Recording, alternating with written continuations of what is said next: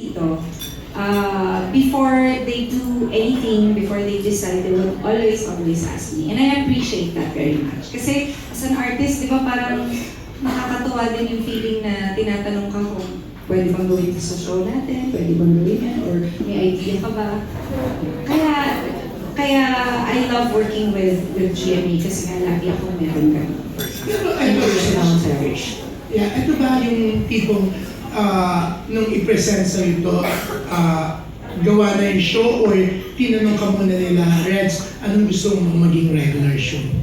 Actually, hindi ko na maalala sa tagal. Ano ba nangyari sa Christy?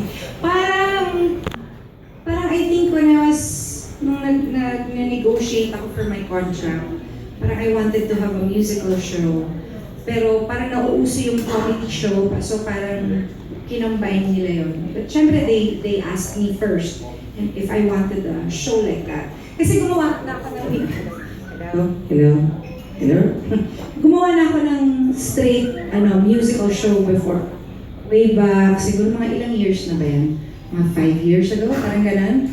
And it was okay naman, and I love doing musical shows. Pero mahirap din yon for me kasi pag nagko-concert ako, medyo lumalaban siya ng konti, so parang papanoorin ka lang sa TV instead of paying to see you do the concert.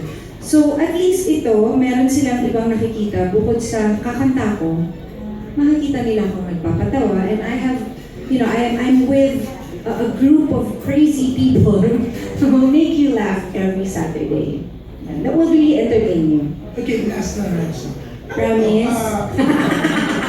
Last na yun sa'yo pero may 30 questions pa ako na sa'yo.